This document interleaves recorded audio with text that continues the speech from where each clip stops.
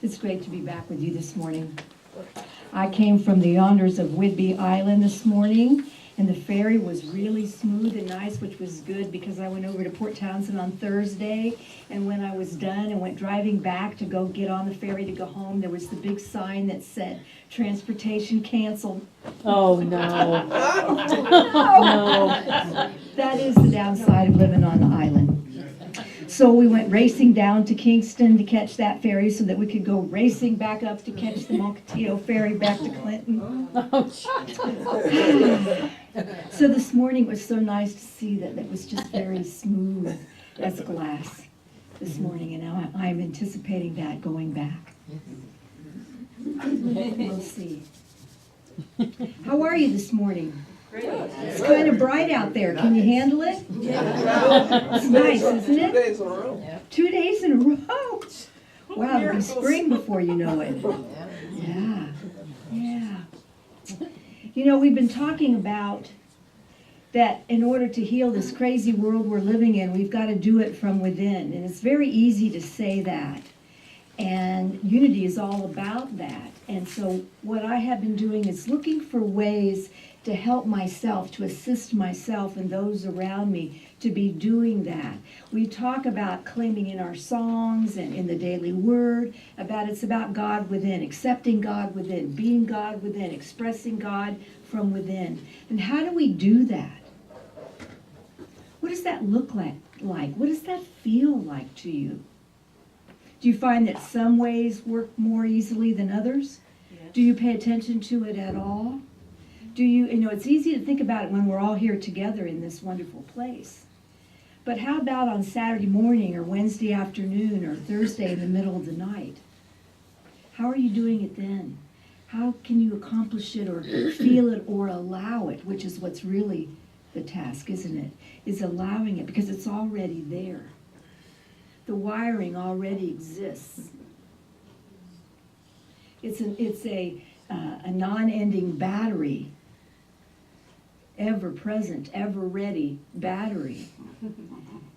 The connection's there. It's the allowing, it's the choosing to let that connection be.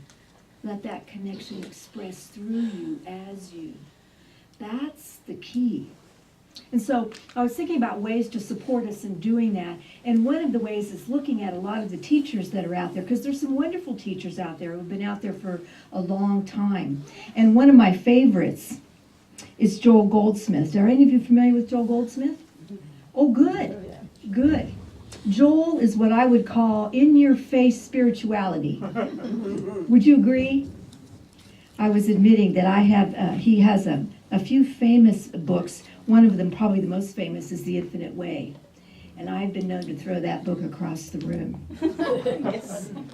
Because, just like I told Jamie, I threw the Course in Miracles across the room a few times too.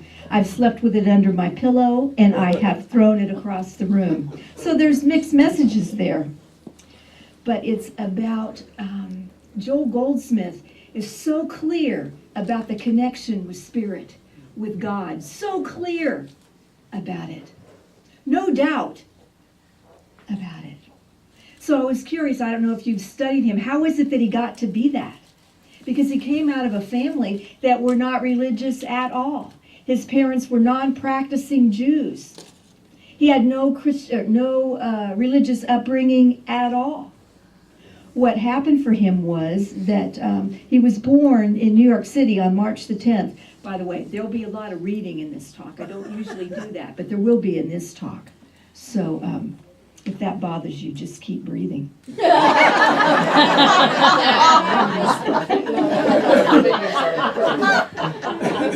I don't have Joel memorized, so we're going to have to do some reading today. Joel Goldsmith was born in New York City on March 10th, 1892. And in 1915, his father, who was working in England, became critically ill. And he was so ill that the family received word that they will need to receive the body. And as it turned out, his father was healed by a Christian Science practitioner and came home and was fine.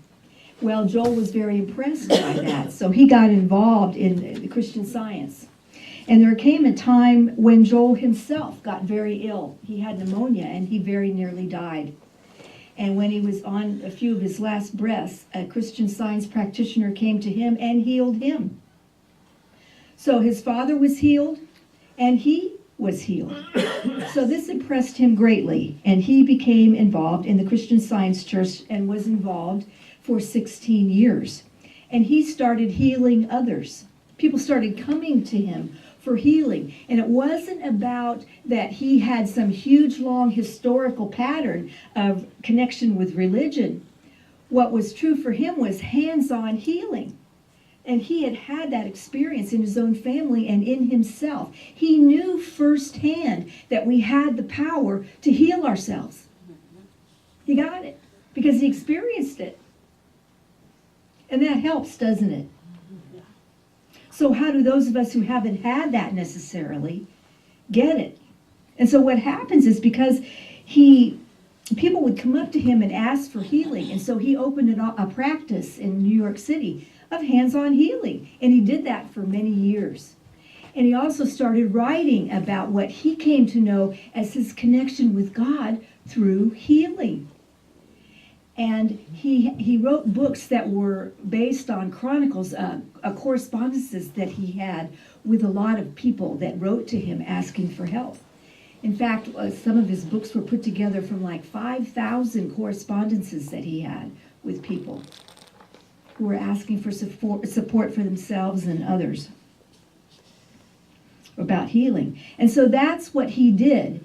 And there was a movement that was created out of his healing work that is called the Infinite Way, and it exists to this day. You can look up on the website that if you look up Joel S. Goldsmith, don't look up just Joel Goldsmith, because there was a musician who scored movies named Joel Goldsmith. That's a different guy. That's why they call him Joel S. Goldsmith, because Wikipedia has to make a distinction there. So anyway, there's a movement that's called the Infinite Way that's very much about understanding and living from the place of knowing and accepting that God is working through us as us. That it's not about asking God for anything. No. It's about allowing God to move through us, to act as us through our moment-to-moment experience. Opening the doors and windows to that connection. That's what it's all about. It isn't God and you, it's about us together as God in the world. Does that feel true to you? Absolutely. If that's something that you'd like to explore more, I encourage you to read Joel Goldsmith, because there's no doubt with him. So anyway, I have several of his books. The Infinite Way is probably his most famous book. And if you've read things like The Art of Meditation or Practicing the Presence, that's Joel Goldsmith. He's all about prayer and meditation because those are the tools for us saying yes to our connection with God as us, opening the doors and windows. That's what it's about. There is no question in Joel's mind, and hopefully in our minds, about, well, yes, God and we are connected. That's a given. It's about how are we allowing that power to come through us. That's the issue. And so I picked up, this is Joel's last book, The World is New. And it was written in I forgot what year it was written. I'll look really quickly. 1962. It was his last book. I think he died in 64. And so I picked it up and it fell open to the chapter 6, be a beholder.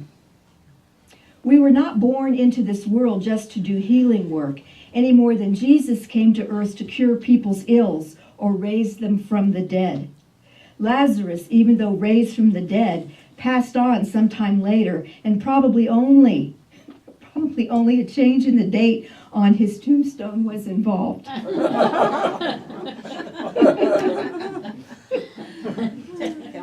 the more clearly we can perceive the unreal nature of any form of error and understand that what appears to us as error in any form is not error at all, that there is not really either a sin or a disease that has to be overcome, but that both sin and disease exist only as illusory experiences or mental beliefs, the closer we shall come to being free of them and attaining spiritual consciousness, which is of course far more important than the healing work which we are doing in this age and at this period of our unfoldment. Do you get that? Yeah. There is something I have seen in men and women that is beautiful, although outwardly they may not be manifesting it at the time. But undoubtedly, some of those individuals who are not manifesting it today, sooner or later will show forth what spiritual discernment enabled me to see, even when it was not in evidence. Imagine a world of such relationships. And that is the only way we can end war. Let us not think for a minute that treaties will end war, or that disarmament will. When war came in 1939, Britain was unprepared, but that did not prevent war. Nothing of a human nature will prevent war, regardless of how public-spirited the citizenry may be, or how competent, trustworthy, and upright the heads of governments. Tomorrow there may be scoundrels in their places who can overthrow in one generation all the good that has been built up over many years.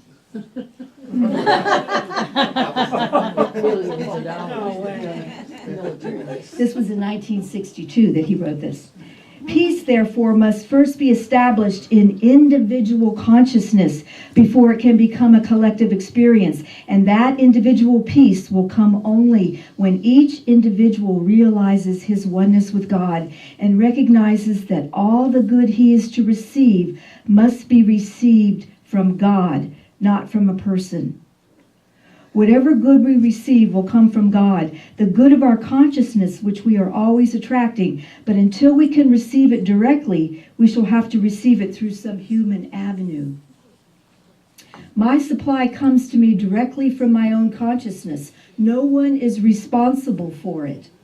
Today, however, you may be the avenue through which it comes to me. You may be that point of consciousness receiving good through me, and thereby I receive my good through you, but not from you. The infinite consciousness which I will provide my supply for, which I am, will provide my supply for me. And as long as it is necessary to have an avenue or channel, that avenue or channel will be provided. The same is true of you. When we realize that all our good flows from our own consciousness, we can no longer be envious or jealous of another's possessions. We can no longer let me say that again. When we acknowledge that all of our good flows from our own consciousness, we can no longer be envious or jealous of another's possessions, have a desire for them, or even a mild wish for them, because we can have all we need and want by opening our consciousness and letting it flow out. Breathe.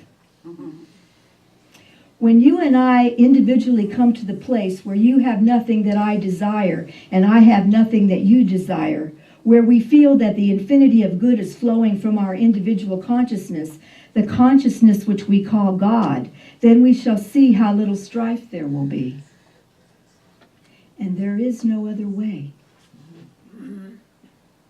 Only through an illumined spiritual consciousness, one which knows that the place whereon he stands is holy ground, can this be brought about. Why is it true that the place whereon we stand is holy ground? Because I and my Father are one. And wherever I am, God is. Is that not what we say in the prayer of protection? We are not two. We cannot become separated from one another. If I make my bed in hell, behold, thou art there. In the sick room, the prison, the asylum, the poorhouse. If only we can realize God as our individual being, we shall very quickly experience a change of consciousness that will attract to us all the good, not only what is necessary for our development, but an abundance of it for our joy. I come that they might have life, and they may have it more abundantly. The I within us is come not merely to supply our needs, but that we might have life and have it more abundantly, health and wealth without measure. There is no limit to the amount of health and wealth we can have under spiritual law, but always there must be that a spiritual illumination.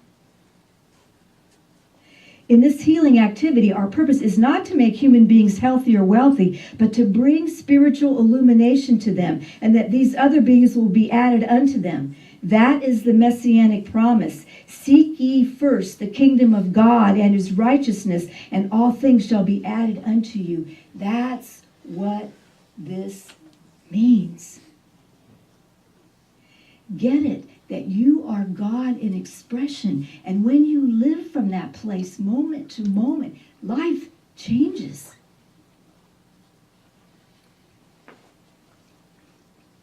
And we need to get this now, my dear friends. This is what we came for. This is the whole thing. It's what we came for. Because this is what's going to heal us, our world around us. Not a moment too soon. Questions or comments? Anybody? Is this ringing true for you? Absolutely. Are you okay with the reading?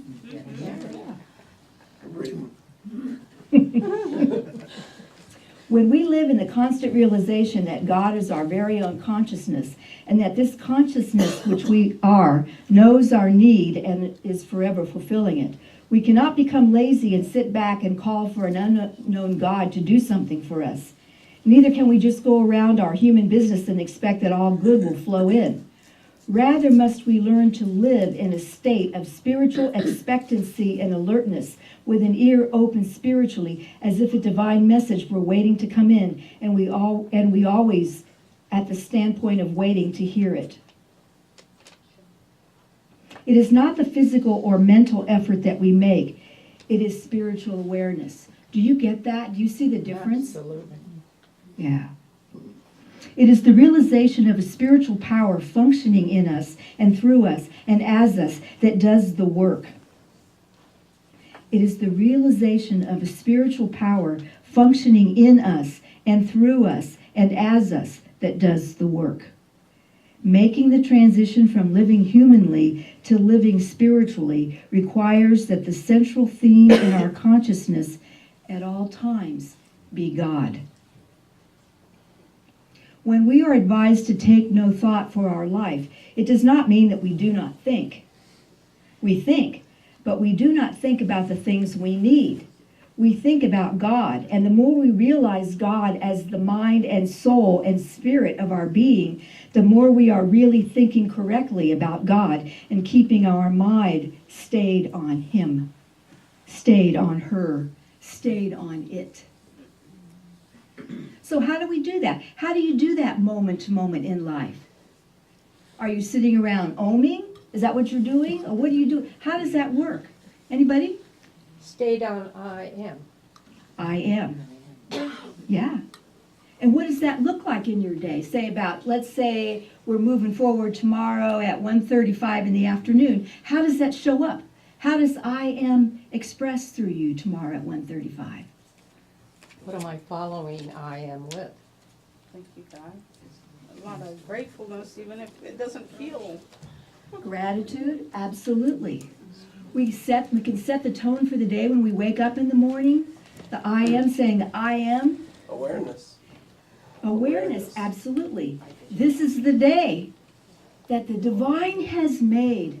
Let us rejoice and be glad in it. Go before me this day. Lead the way. Show me.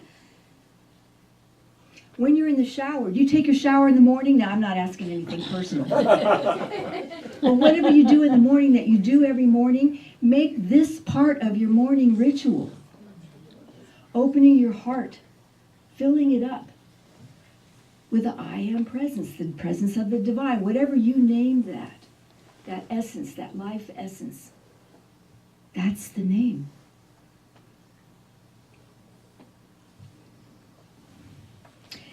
Seek ye first the kingdom of God and his righteousness, and all these things will be added unto you. When we seek the consciousness of the presence of God, all things will be added unto us. This is being a beholder. Heretofore we may have been hard workers, depending on good, hard physical labor to accomplish our objectives. Maybe we prided ourselves on being faithful and conscientious workers in a human way. And perhaps, as we came into metaphysics, we became faithful mental workers and gave ourselves, our families, and our friends good mental treatments. All those things were stepping stones to this. From now on, however, we are not going to use physical or mental work as the springboard for our good.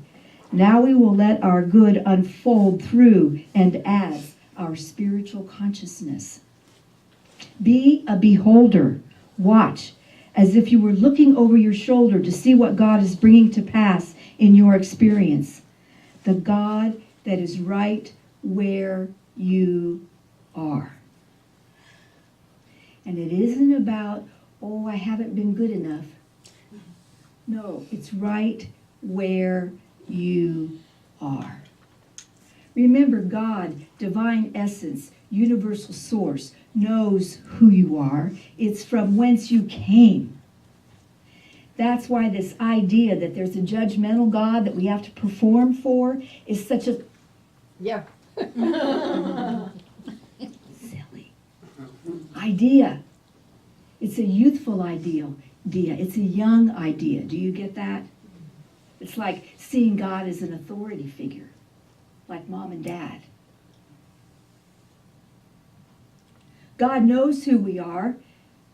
God is what we're made of. It's what we're expressing of. It's we who get confused. It's we who forget. God doesn't need us to do anything.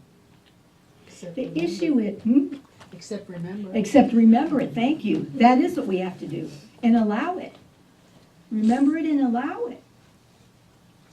That's the thing we talk about, the issue that, the thing that there, in unity, there's no dogma, there's no rules. No one hands you the rules. We have unity principle, but there are no rules. Why are there no rules? Because if we're following principle, the idea that we are God in expression, that God is expressing through us as us, we're coming from the highest good. Therefore, we don't need rules because the choices we're making are for the highest good. We get it. We're choosing. We're choosing for the highest. We're choosing responsibly. We're choosing things and we're making choices that heal us, that support our environment, that support one another. Because we understand that we're all one. That comes with spiritual consciousness, doesn't it? So we don't need to be handed out the rules. It's a done deal. The work is the remembering and allowing. Because the rules take care of themselves if we're coming from that place, from that awareness. Does that ring true for you? Do you get that? Questions or comments about that? I think one of the greatest things was on the thing on Moses, thou shalt not kill, thou shalt not whatever, was when I heard it termed, if you would know God, you would not steal. If you would know God, you would not. So instead of rules, like you're saying, it's principles to experience God. Mm-hmm. Yeah, I remember in the Conversations with God books, Neil renamed them the 10 Commitments. Right. It was in his book. Yeah. That I heard that. Yeah. It's because it's there's nothing wrong with having ideals to live up to, and no problem. And for many of us who are not living from the awareness that we're God in expression and in form, it's not hurtful to have these ideals, absolutely, to remind us of who we are. But in terms of what's essential, when we start talking, the left hand and the right hand and the judgment day and all that stuff, it's like, whoa. About the fear of God instead of the love of God. Exactly. It's about the fear of this angry, vengeful, weird God who's codependent and needs us to be doing something so that he can feel better. Needs anger management. Yeah, exactly. That you never know when he's going to smite this or that, or the earth's going to open up and we're going to fall in, or, whatever. I mean, even to this day, and I think we've talked about this before, even to this very day, if you look at it, your insurance policy, you may well have a rider on there that's about acts of God. Right? That this uncontrollable energy that, may open up and take your house. Make you run a red light. And make you run a red light. That's something else, more.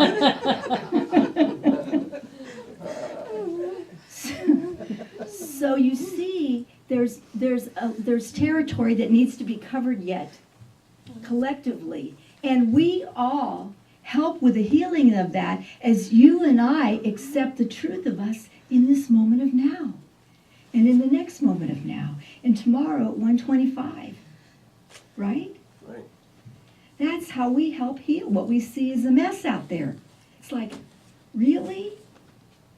And every day when I think that probably we've gotten to the bottom of the barrel, and it's like, no, we can go even deeper than this.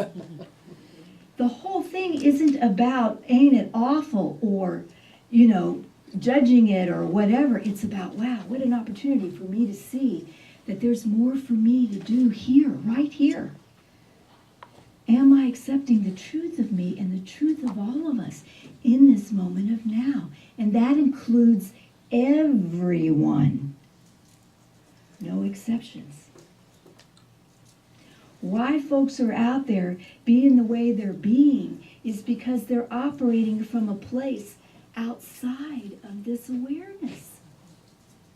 People who hurt other people do it from a sense of powerlessness inside.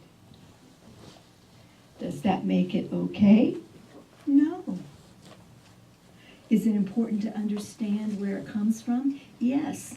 Because if we don't understand, it's very easy to point a finger and call it evil. Right? Now, I know none of you have ever done that. I might have once or twice, maybe. It isn't about that. It isn't about pointing at anything, calling it evil. It's about being reminded that it's very easy to be hurtful to another if I'm coming from a place or sense of separateness. When I'm coming from a place of oneness, I'm not going to hurt you. Why? Hurting you. Because I'm hurting me. Exactly. There is no other. There is no other one. So our responsibility gets really large. There has tended to be over the last years of this thing which we call spiritual bypass, where people realize that, I'm okay, you're okay, so that means I can do whatever I want with no responsibility. And what's actually true is as our spiritual consciousness expands, we have more responsibility than ever. Yeah. Because there is no other.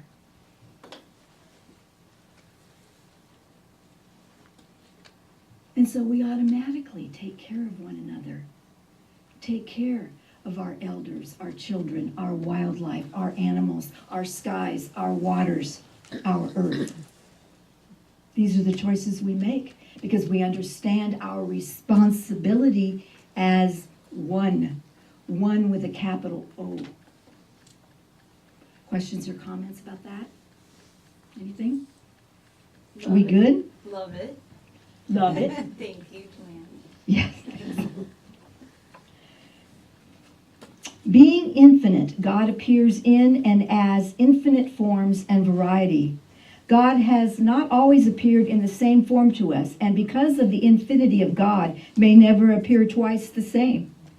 Infinity will never end. Life will never end. Life cannot end at 100 years, For life, being infinite, must appear in infinite form and variety continuously and endlessly. Body is one of the infinite forms as which God, the divine substance and essence of the universe, is appearing. The body cannot decay or decompose unless we accept the universal belief that we have a material body which functions in time or space. God is the essence and substance of you and of me as flesh and blood and bone. The flesh, the blood, and the bone are only our translation or interpretation of the divine spirit appearing as all its forms. There is no such thing as God and your body and my body. It is God appearing as body. It is the same substance and spirit of which our consciousness is made, and only in another one of its infinite forms and varieties. Look at a table. There is not table and wood there. You cannot separate wood from table. That's an interesting comparison, isn't it? You cannot separate wood from table. The wood is appearing as the table. There is no such thing as you and your body, or as me and my body. Nothing is appearing to you except God in infinite form and variety. Therefore, God is appearing to you as body. At this moment, you may be entertaining a material concept of your body, but you must change that. Your body is spiritual, formed of the substance of God or consciousness. And if you want to change your body, you must change your concept of body. And then your body will respond, because your body is the product of your consciousness. I think this is when I threw it across the room. Do you get that? Yep. And you see, it's challenging living in our world because we have a collective belief about the body, that the body gets old and dies, right? And when you get to be a certain age, about that time, does it have to be so? No, it doesn't. But because we're living in this collective consciousness about it, it's what we do. It's what happens. Now, there are those who get way past that. There's one sitting in the front row right in front of me, right here, right now.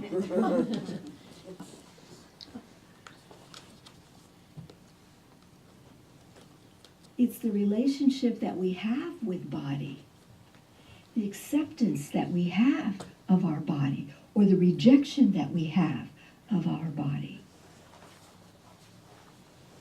And we came into this life coming right into the belief systems of our predecessors, our mom and dads, our families. We took that right on as we came in. So for many of us, it's kind of a sifting out thing, isn't it? And it's so close inside. The beliefs are so close. They're so intimate. It's hard to even really know what it is we truly believe. It takes some looking, doesn't it? Have you done that looking? If you have any challenges or issues with the body, there's a good place to start. It's not about making yourself wrong. Goodness knows we do not need another excuse for that. It's about maybe for the first time accepting you're loving your body. This body, this vehicle, this physical vehicle is the thing that has brought you to today. With all our really great choices of those times when we ate right and took our supplements and exercised and got fresh air and did all the things, and all the time we haven't. And here we are. That's part of the miracle that you are. Is this body that is right here in this room that brought you here today. So there's much to be grateful for. Even if you think it's not the right size, the right shape, the right hair color, there's too many wrinkles, or whatever. It is the vehicle that brought you here this morning. Thank you, God. And many of us have had physical challenges and healing challenges, and many of us have risen above. Look at Candace. She's an amazing example of that. Woohoo! Is she not? Yes. Amen and hallelujah. Yes. Yes. She's reminded us of the body's resiliency. Thank you, Candace.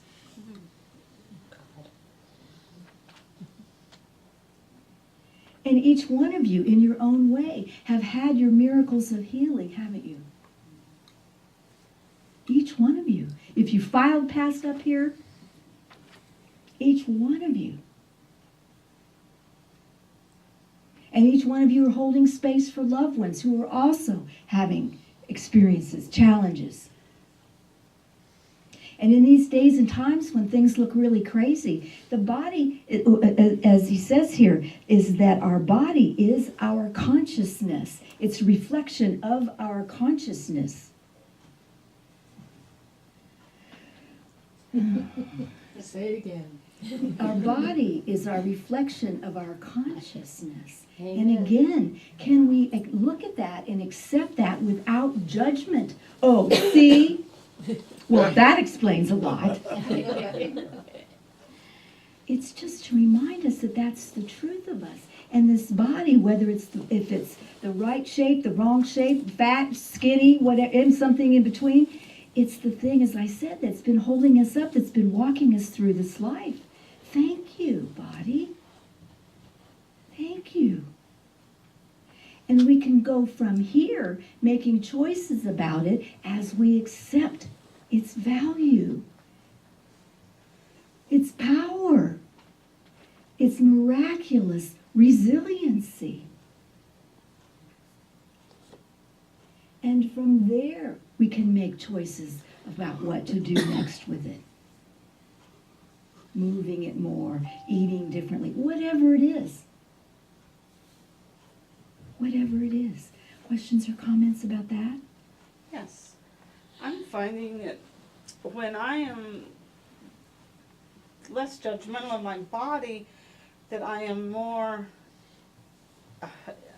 conscious of my spiritual progressive mind, that I'm finding myself with the ability to be less judgmental of what's inside the package, that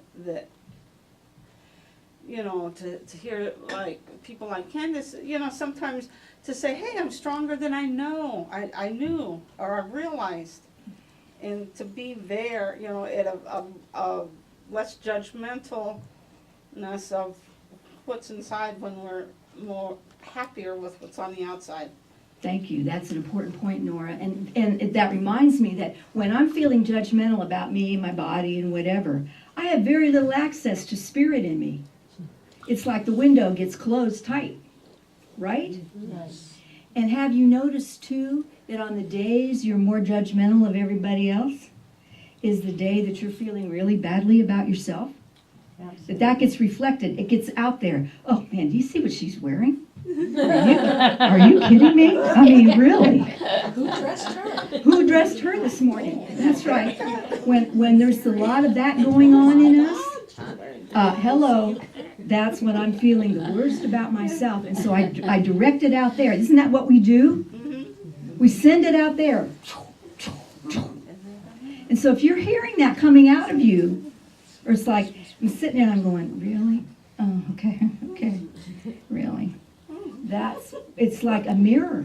It's totally a mirror. And so then I can go, thank you. Thanks for the reminder that I can go back in, because when I'm coming from that place of judgment about myself or anyone else, I have very little access to source in me. If you're taking your temperature, it's about 104 at that moment. Thank you, Nora.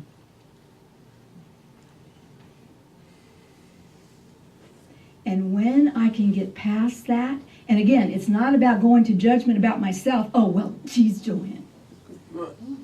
No, okay, thank you, I got it. When I can breathe, because you can turn on a dime, that's the thing. It's the truth. The truth of us is oneness. So we can shift just like that. Breathe and go, oh yeah, I'm God in form. And suddenly, it's not so bad. And things are the way they are because of the choices that I've made. That's it. Good, bad, or indifferent.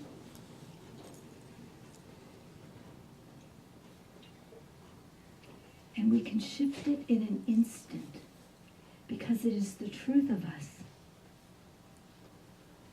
We think about miracles happening and we are amazed by miracles, but actually miracles are the norm.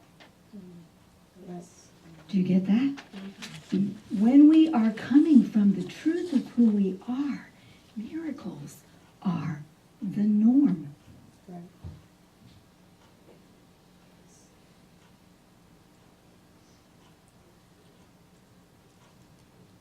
We can live a life where we no longer call them miracles because it's what goes on moment to moment. When we're allowing the truth of us to come up and through and expressing through our day-to-day, moment-to-moment experience. And when we look at what we're seeing on TV, what we're listening to and whatever, when we can go to the place in that moment to say, oh, bless us everyone. Bless us everyone. Opening the door, I'm opening the doors and windows to the truth of me as divine essence. And I send that out to every single person. Because it's who they really are. And as soon as I'm claiming it, because we're all one, as soon as I claim it and you claim it, everyone else is closer to claiming it. Do you get that? We can do that because we're all one.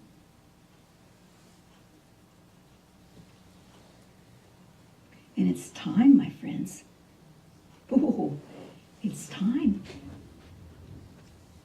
And so we talk about, because there is so much of the negative out there, it is important to balance it with the positive. And I really encourage you, and over the times, I'll bring other teachers to us to look at. But Joel is, as you heard me reading, it's just clear, straightforward stuff. In your face spirituality. He doesn't mess around. He just says it like it is. So, highly recommend him. As I said, he has several books. The Infinite Way is probably the most famous one. But I think you'll get something out of any of them that you pick up. So let's take a few moments now and to allow what we've been talking about to really come forth. Breathing, and do what you want to do in this moment of now just to get really comfortable. And see what you can do to breathe and to just kind of relax. If there's any tension in your arms, in your legs, in your face, just breathe and relax.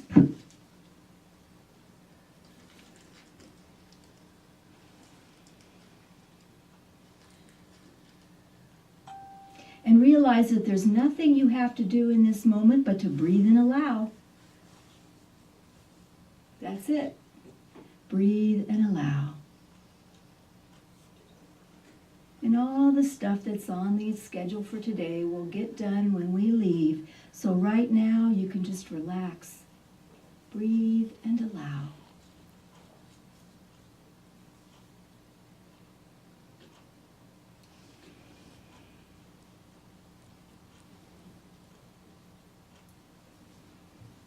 And as you become aware,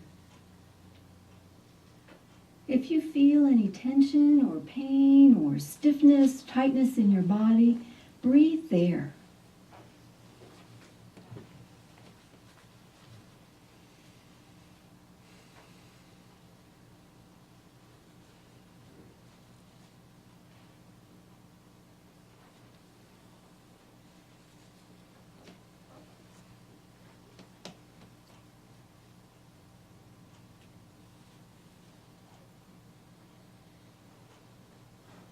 And if thoughts come through, just breathe and let them go.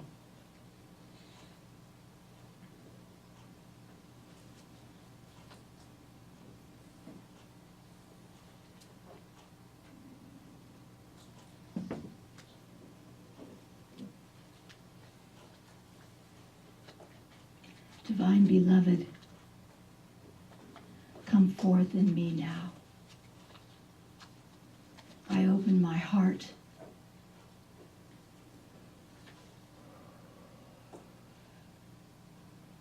open all the windows and the doors. And just like that moment, the first time we open that window and let the spring breeze come in, oh, I let your breeze of love and light come through and gently caress me, body, mind, and spirit.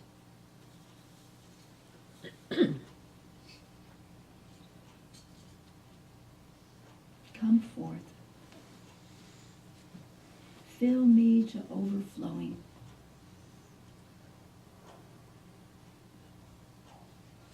I invite you into my conscious awareness, moment to moment.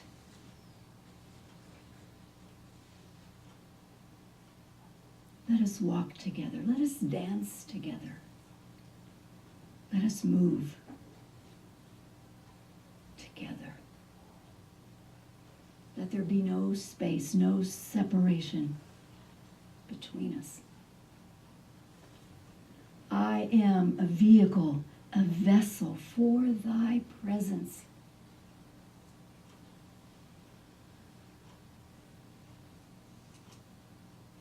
Light my way. Illuminate my mind.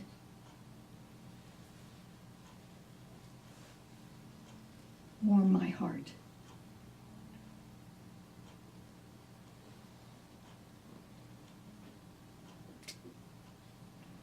It is a new day.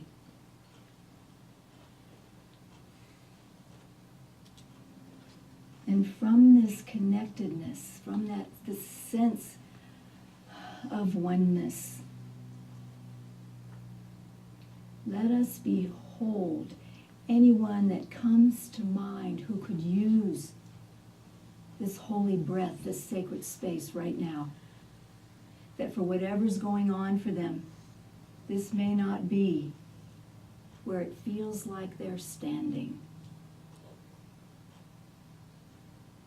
And if there's someone you want to remember right now and bring into this space, feel free to say their names aloud.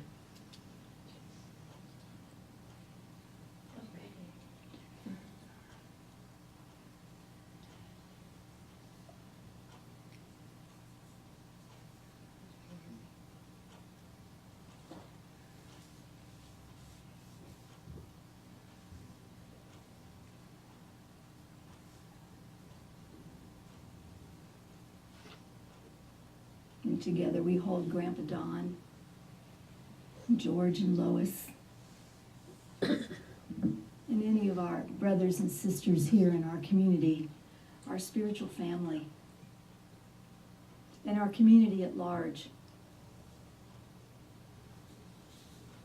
Here on the peninsula, in the state, in the country, in the world, on our planet. That as we allow divine essence, God, universal source, to come forth in us, to bubble up, embrace us, and move forward, that as we claim it, all life is lifted up in this moment of now. And for the opportunity to be reminded of our oneness. We are grateful.